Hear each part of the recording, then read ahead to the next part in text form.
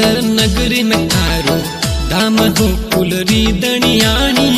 निवण करू असापुरी मावड़ी नाडोल नगरी में थारो धाम हो फुलरी दणियाणी निवण करू असापुरी मावड़ी